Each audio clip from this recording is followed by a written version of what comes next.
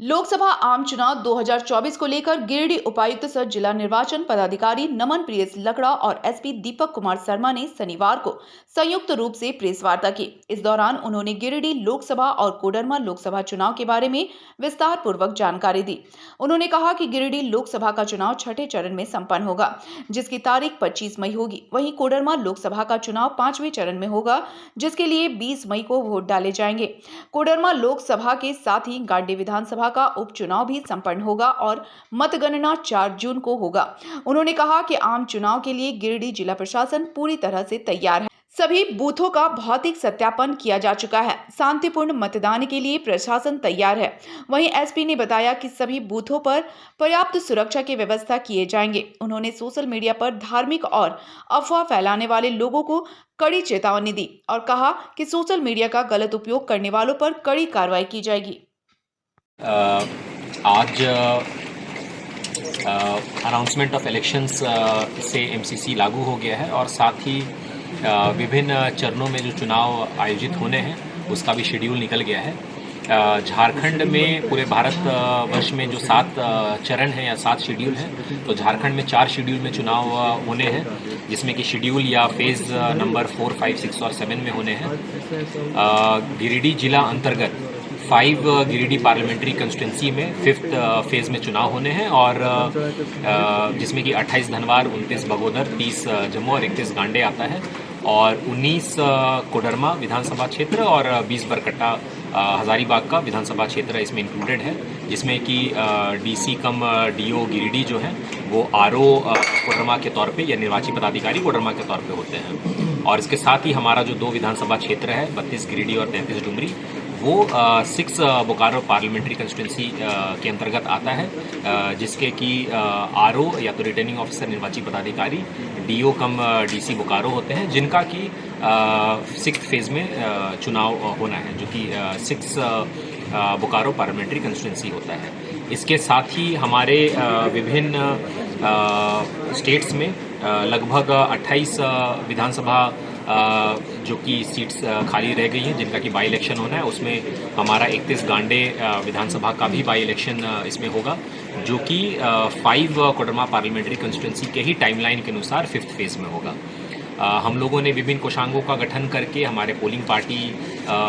इसके अलावा हमारे जितने भी कोषांग हैं, चाहे वो प्रशिक्षण हो, चाहे हमारे मटेरियल कोषांग हो, लॉजिस्टिक्स कोषांग हो, इसकी हम लोग लगातार तैयारी कर ही रहे थे और अब तैयारी को हम लोग और भी अंतिम रूप तक पहुंचाएंगे। हमारा जो ईवीएम है वो हमारा एफएलसी होके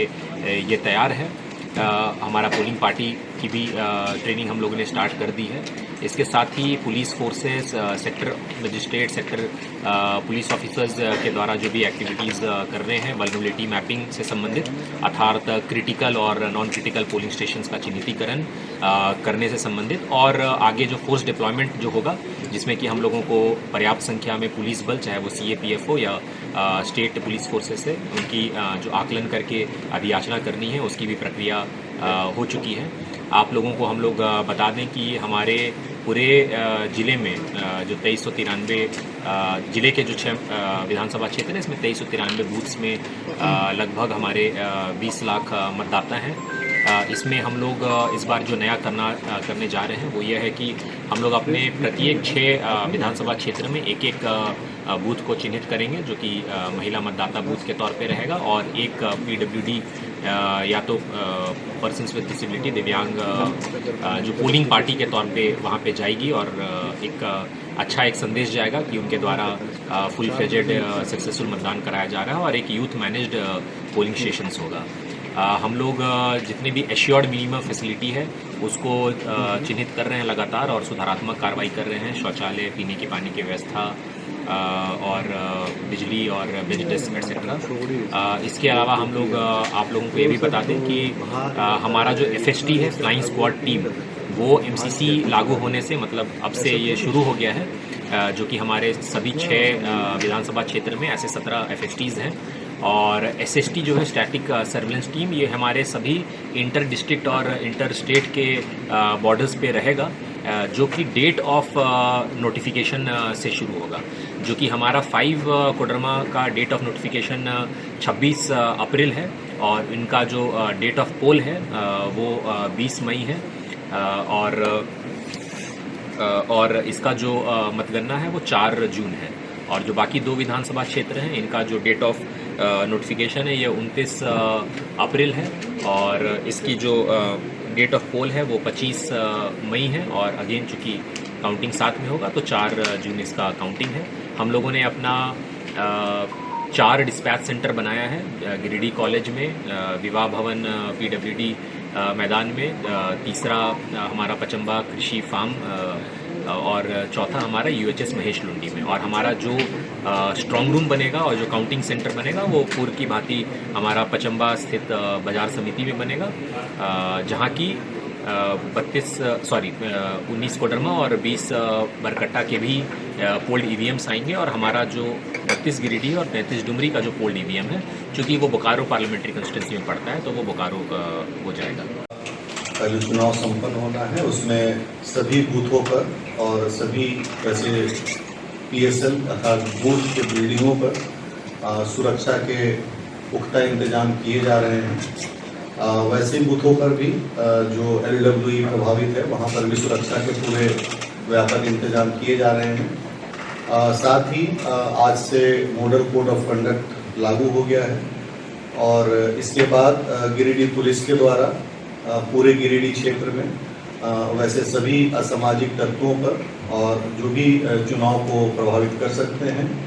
या उसकी प्रभावित करने की प्रक्रिया में भाग ले सकते हैं, उन सभी असामाजिक तत्वों पर कड़ी निगरानी रखी जा रही है। और साथ ही गिरिडीह पुलिस लोगों से अपील करती है कि बिल्कुल भय रहित माहौल में और बिल्कुल भयमुक्त वातावरण में अपना बूथ तक पहुँचें और वोट को कास्ट करें। पूरी तरह से सुरक्षा व्यवस्था चाक चौबंद की जाएगी और साथ ही सभी जिले में जो FST और SST की टीमें का जो गठन किया गया है वो FST पूरे जिले में मूव करेगी, जैसा कि आपको बताया गया कि उसकी संख्या कुल 17 है और साथ ही 17 ऐसे SST जो है स्टैटिक रूप से चेक पोस्ट के तौर पर काम करेगी। और इस बीच वैसे सभी चेक पोस्ट से जो भी चुनाव को प्रभावित करने वाले तत्व होंगे, जैसे इलीगल लीकर, आर्म्स, पैसा या कोई भी ऐसा फ्रीबीज जिससे मतदाताओं को प्रभावित किया जा सकता है, उसके लिए कड़ी चेकिंग की जाएगी, कड़ी निगरानी की जाएगी और वैसा कोई भी चीज़ पाया जाता है तो विधिवत उसको जब्त करके अगर जो कार्रवाई होती है। के विषय में कहना चाहूँगा कि सभी लोग सोशल मीडिया पर जो भी फैक्ट्स आते हैं उसकी बिना पुख्ता या उसकी फैक्चुअल स्थिति की जानकारी बिना प्राप्त किए उसे कहीं भी आगे फॉरवर्ड ना करें, क्योंकि इससे एक अफवाह की स्थिति बन जाती है, भ्रामक खबरें समाज में निकल कर के आती है और सोसाइटी का वातावरण खराब होता है। ऐसा कोई भी स्थिति पाया जाता है तो संबंधित व्यक्ति के विरुद्ध में, उस व्हाट्सएप ग्रुप के एडमिन के विरुद्ध में, उस व्यक्ति जिसने पोस्ट किया है सोशल मीडिया प्लेटफॉर्म पर और जिसने शेयर किया है, उन सभी के विरुद्ध में कड़ी से कड़ी कानूनी कार्रवाई की जाएगी।